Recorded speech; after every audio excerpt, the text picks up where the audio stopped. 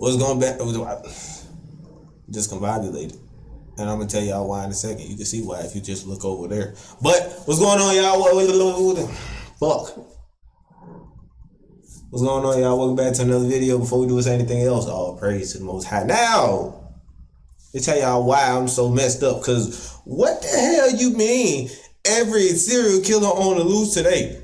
Who and why? Who and why?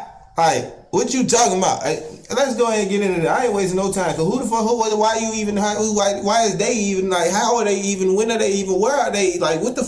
Who is the fucking Josh here. On today's episode of the Infographic Show, every serial killer on the loose today. Number 11. It all began with a dream, a missing relative revealing the chilling location of her body, an abandoned quarry on the edge of Kware's slums in Nairobi. When the family searches the quarry, she is there. But she's not alone. There are nearly a dozen others, at least. Their heads, limbs, and torsos lay exposed in bloody stacks. All of them are between the ages of 18 and 30. The locals are all thinking the same thing. How is this even possible?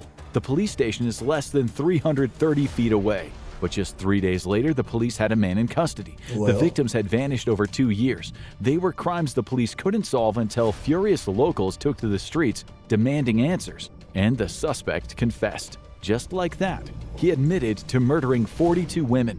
One of them was his missing wife. His name was Collins Jumaisi Kalusha, a 33-year-old motorcycle taxi driver. He told the police everything, but later claimed to a lawyer that they had tortured him. And then it was his turn to vanish. He escaped from the police station jail with 12 other men. They cut through a mesh roof and jumped over the wall. It was said that they paid some of the police officers to turn a blind eye. And if this case couldn't get any dirtier, people believed that Kalusha wasn't even the real killer. Many blamed the police. They believed the officers were too lazy to dump the bodies far from where they worked, and they had already had a reputation. Torture, unlawful arrests, abductions, even hit squads. Whoever the killer might be, he's now on the loose. Known as the Vampire or the Beast of Kware, he is Kenya's worst ever serial killer. Okay, let's now travel to the country where serial killing can get you a Netflix slot. Number 10. Damn, that we not about to move past that. 42 women and he's still like, what? What? Who? Why? What? Do you know? What?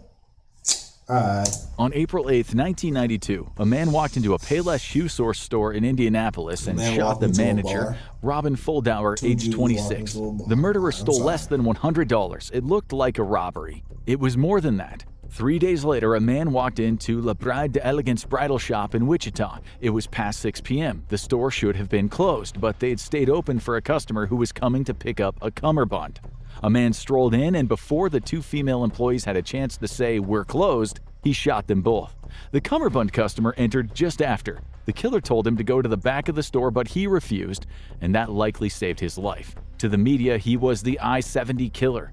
His hunting ground was Interstate 70, over 2,100 miles long. 16 days later, 40-year-old Michael McCown might have been misidentified as a woman. Maybe it was his ponytail. He was working behind the counter at his mother's store. Is that a real picture? Woman. That's crazy. If that ain't a real picture, that's crazy, bro. Maybe it was his ponytail. He was working behind the counter at his mother's store, Sylvia Ceramics in Terre Haute, Indiana, when a gunman shot him from behind as he stocked the shelves. The killer took his wallet and less than $50 cash. But this was about more than just money. He was hunting. 6 days later, 24-year-old Nancy Kitzmiller was next. She wasn't even supposed to be working that day at the shoe store in St. Charles, Missouri. Fate played her a bad card when the I-70 killer walked into the store and blasted her in the back of the head. 37-year-old Sarah Blessing was murdered 4 days later at a gift shop where she worked in Rayton, Missouri. And then he stopped. No one knows why. But there were other eerily similar shooting murders. Maybe he never really did. The I-70 killer wasn't the only ghoul stalking the highways of America. Number 9. Between March 1988 and April 1989, 9 women were brutally murdered in and around New Bedford in southeastern Massachusetts. What's up with y'all killing women, bro? Like, that's how you know these men ain't got no type of respect for themselves. They ain't got no nothing. Like, what's up with y'all killing women, bro? Y'all suck. Like, y'all fucking garbage, dude. Police believe You that gotta it be could have been cussing. the I work ain't of even one supposed to be man, cussing. now known as the New Bedford Highway Killer. It was likely he first met the women in the town but was dumping their bodies nearby Dartmouth, Freetown, I and just want to kill Westport, somebody that's and off of weaker than you. Massachusetts Route 140. The first victim was 29-year-old Robin Bobby Lynn Rhodes. She went missing in April 1988. Her body was found by a police search dog around a year later. Bobby wasn't a prostitute, but most of the other victims were. Almost all were heavy drug users, the kind criminologists sometimes call the less dead. People considered unimportant in life and often ignored in death when it comes to investigations. Like 28-year-old Rochelle Clifford Dopirala, she disappeared in April and her body was found in December in a shallow grave not far from an ATV track. She'd been beaten to death. A man named Kenneth Ponte was arrested, but there wasn't enough evidence to convict him. His ex-girlfriend was Bobby, but it wasn't him. Police questioned the last man Rochelle had been seen with, an ex-con. He was also cleared, but it turned out one of his former girlfriends was Nancy Paiva, and Paiva would become the 7th victim of the New Bedford Highway Killer. She was last seen leaving a bar on July 7, 1988, after having a fight with her boyfriend. Like many of the others, she was strangled and dumped off of Interstate 195. Detectives were already learning something about the killer. He was posing the bodies, possibly part of his signature. She was placed on her back with her feet pointing to the highway. That's how police found the body of 29-year-old Deborah Medeiros. Like Paiva, she had been drinking and had fallen out with her boyfriend before she walked off, and she never came back. The killer had strangled her with her own bra, exactly how 25-year-old Deborah Lynn McConnell was murdered around the same time. He stripped some of them, he strangled others, and he likely posed some. It had to be the work of a single man. New Bedford is not a big town. The population is just over 101,000. Many of the women had known each other, they worked the same streets, they bought heroin or cocaine from the same dealers. When police found the body of 35-year-old Deborah Greenlaw DeMello, last seen in July 1988, her clothes were hanging from the branches of a tree. But more importantly, detectives found items on her that had once belonged to Nancy Paiva. It was a matter of finding the link. Someone, possibly with a history of violence and mental illness, who knew all of the women. There were plenty of suspects, some of them solid. The strongest suspect was a man named Anthony DeGrazia. He had a history of extreme violence against women. He went to jail for these incidents, but he and his lawyers claimed that this was wrongful prosecution and imprisonment, citing a lack of evidence. He was the prime suspect in the Bedford murders when he was found dead in the backyard of his ex-girlfriend's parents' house in 1990. The cause of death was an overdose of pills. His family believes it was a homicide. It's never been proven that he killed all those women. The very mention of his name as a prime suspect was later retracted by the DA's office. DeGrazia's lawyer argued that calling his deceased client a suspect was false innuendo and a false accusation against an unfortunate innocent man. In other words, the evidence against DeGrazia is likely not very strong. The New Bedford Highway Killer remains an open case. Like the next case, another killer of the less dead. Number 8. In February 2009, a woman was walking her dog on the outskirts of West Mesa, Albuquerque. She had left the road and wandered into the desert, and that's when she saw it, a bone sticking out of the ground.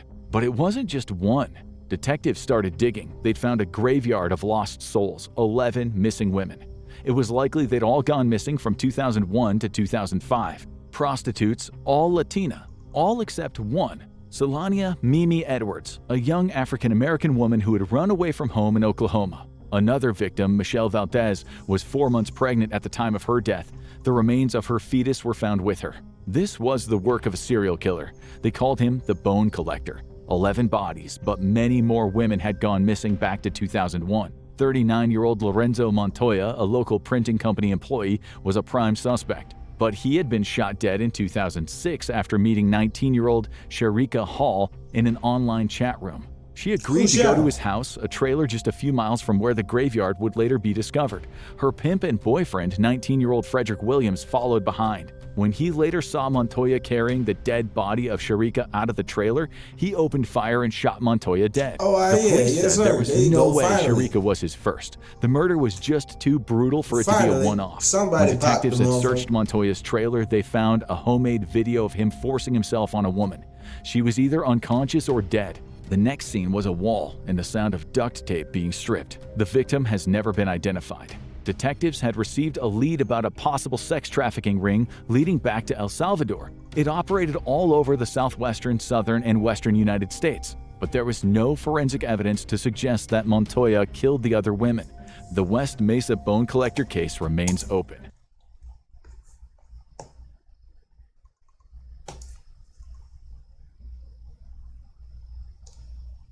This got 500,000 views.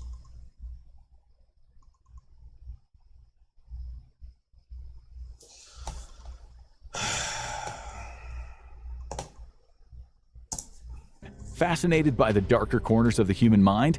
Like, share, and subscribe for more No, chilling insights. I ain't liking, share, subscribe. No, I don't want to see none of this shit no more. On December 15th, 2016, Dakota James called his friend Shelly.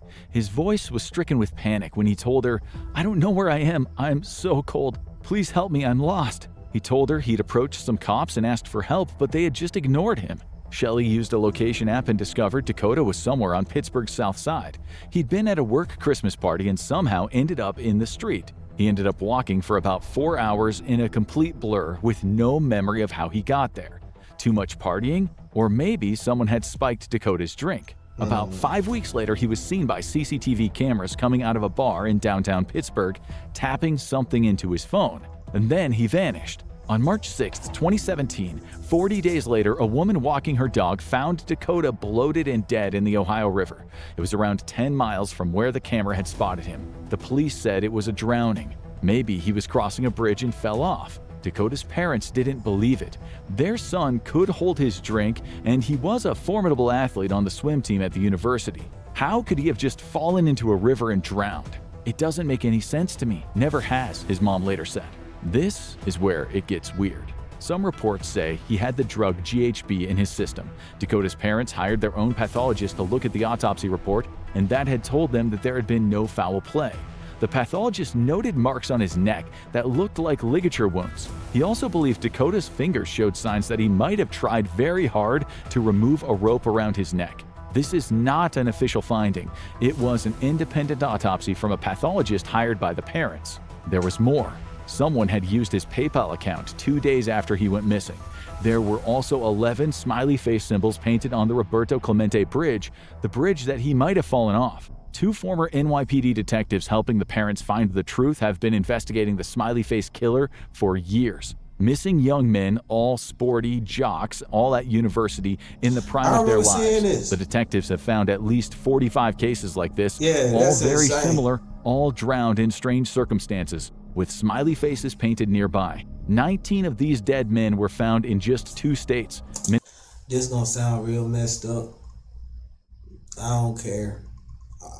A part of me, of course, it's messed up that this happened. I wish that, you know what I'm saying, the world wasn't like this. But a part of me is glad that it's men this time and not just women. Because if it was another case and it was all just a bunch of dead women and stuff like that, I would probably gonna click off the video. Because I don't like seeing that. I really don't. Like, women are not. It's some women out here that's very aggressive that might, you know what I'm saying, put you in the headlock. You know what I'm saying? That might Megan Thee Stallion you. She might just go ahead and body slam you. But most women out here are not very physically intimidating creatures. Like, they can't fight the average man and win. Like, I don't like that, bro. I don't like that shit. Like, you sitting here fighting somebody that can't fight back, or that's she probably trying her hardest to fight back and she just can't. Like, I can't stand that, bro. Minnesota and Wisconsin, but the detectives believe the killers have struck all over the U.S. There are too many to mention in detail. Like William Hurley, who apparently fell into the water in Boston and drowned. His parents didn't believe it. No foul play, said the police, yet the parents found out that their son had suffered blunt force trauma to the head, his eye socket, and his left leg. GHB was also found in his system. A smiley face was painted near the river. And with Dakota, something else just didn't make sense. It was clear to everyone involved in the case that there was no way his body had been in the water for 40 days. That was indisputable. So where had it been? The detectives have said their 45 number is low. The smiley face could have killed more. Their contention is that this isn't just one killer, it's a group. and they find a victim and share his bio online. Young, handsome, jock, talented, and then they surveil him. They're smart, only communicating on the dark web. One of the detectives said the level of sophistication is surprisingly high. Each city has a cell with maybe 12 people, and they each have a role to play. The motive? Maybe envy. The detective said the men are almost always the best athletes from the best families. It could be a case of the haves being hunted by the have-nots. And if that's true, they're still out there. Okay, if the smiley face is sophisticated, this next killer is the opposite. Number 6. 64-year-old Larry Eugene McChristian was just going about his day in Little Rock, Arkansas on August 24, 2020. Hours later, he was found stabbed to death on a quiet, tree-lined street. CCTV footage showed the suspect walking away. He stops and then returns to the scene of the crime and stabs McChristian again. Almost exactly a month later, a man was walking to his friend's house when he found the body of 62-year-old Jeff Welch slumped on the porch. Welch had been stabbed in the neck. A man was seemingly killing random strangers. And then someone got a good look at him. It was April 11, 2021, when Deborah Walker was minding her own business in another suburb of Little Rock. Suddenly, a strange man walked up to her and started stabbing her. He left her in the street in a pool of blood, 15 entry wounds on her body. She survived, telling the police her attacker was a young, slim African-American man. The next day, just a few blocks away, Marlon Anthony Franklin was found stabbed to death by the presumably same man, now known as the Little Rock Slasher. The MO in all cases matched. No one has been charged. Let's now go to Russia, where a maniac is on the loose. Number 5. On July 14, 2005, Russian police discovered the body of 19-year-old Svetlana Stepanova. It was dumped at an abandoned construction site in the city of Cherepovets. The killer would be known as the Danilovsky Maniac. His victims, all young women, were abused before being strangled. 7 have been confirmed as his between 2004 and 2007. And like so many horrifying murder cases in history, the killer had left his calling card. Not his signature, not his DNA, but paintings he had scrawled on the wall or windows where he dumped his prey. But he never slipped away quietly. He had been seen. The police gave a description: a man maybe in his late 30s, between 180 and 190 centimeters tall, stocky, with short blonde or receding hair. He'd been noticed skulking in the vicinity of a got a school. headline. Children saw him. He was drawing lurid pictures on the school walls. But where he went after that, we don't know. Only 7 murders are confirmed, but he might have killed many more. He's still likely out there now looking for young women to steal from the streets. And now for a maniac of a very different caliber. Number 4. In April 1985, a truck driver stopped for a drink in Fukuyama, Hiroshima, Japan. He was about to buy something from a vending machine when he saw a bottle of Oronomin C juice. First, it was his mouth, blisters, and then his stomach hurt. And his heart, it was hammering in his chest. He became confused. He could barely breathe. Heart failure, kidney failure, liver failure. His body completely broke down. It took a month to die, but it was a month of hell. He had died from paraquat poisoning, a toxin found all over Japan in herbicides used to kill weeds. That year, over 2,000 Japanese people used it to check out of life, but now someone was using it to kill. The next victims died in September. First, a 44-year-old man. He was delighted when he saw that Oronomin C juice was doing a 2-for-1 deal. He drank both bottles on the spot.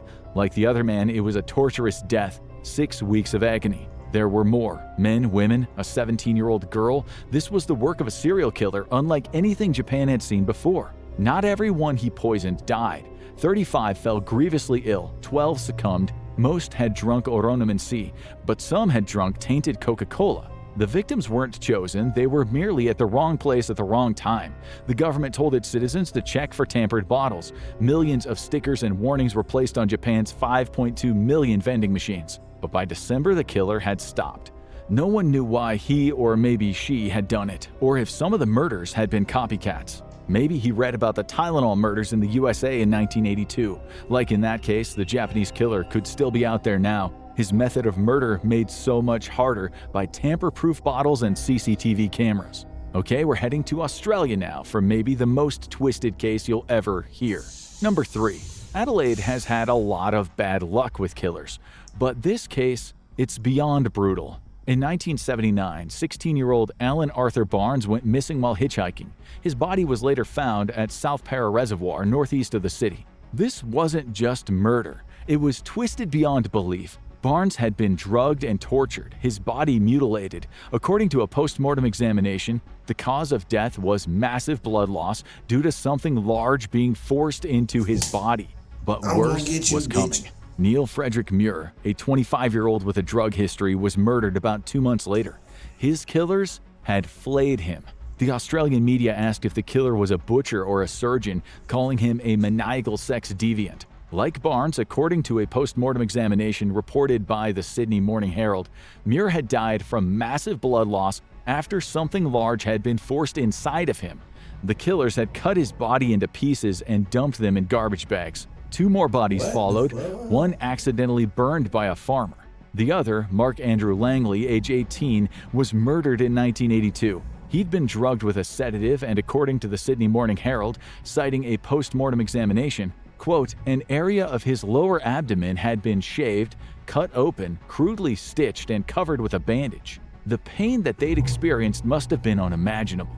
And the next victim, Richard Dallas Kelvin, killed in 1983, was kept alive and drugged for 5 weeks as they tortured him. The Australian media reported that the post-mortem examination revealed he had died from blood loss, likely from an object being inserted inside of him.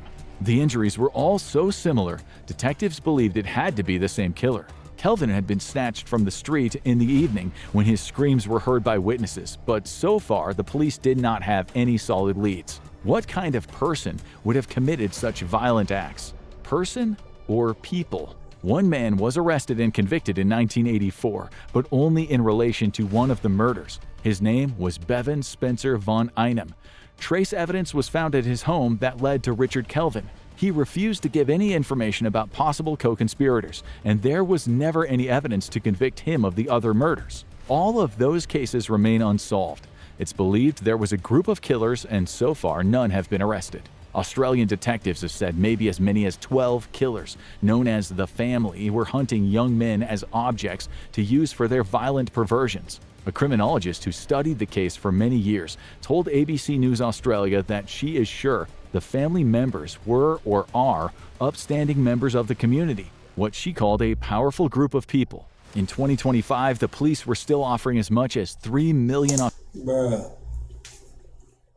what type of life do you have to be living to even be able to do something like this? Like, I don't understand. Sorry, I don't understand. Y'all ain't gotta go to work.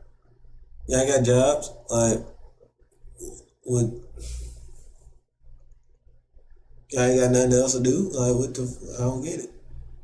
I don't get it. Australian dollars for information that might result in arrests. Now for a bizarre case that left police confused. Number 2, the severed leg killer. In January 2000, Turkish police found not a body, but a solitary leg. Someone had dumped it in a trash can at Istanbul's famed Spice Bazaar marketplace. Forensics states that the limb had belonged to a woman, maybe 26 or 27. Someone had cut it off with surgical precision about 3 days before it was found. The leg was clean-shaven and had a recent pedicure. And then came another. On May 19th that same year, the captain of a boat docked at Istanbul's İminönü port and heard a constant thud, thud, thud against the bow. He went out to see what it could be, and he saw a leg in the water. A passenger on his boat found another leg on the shore nearby.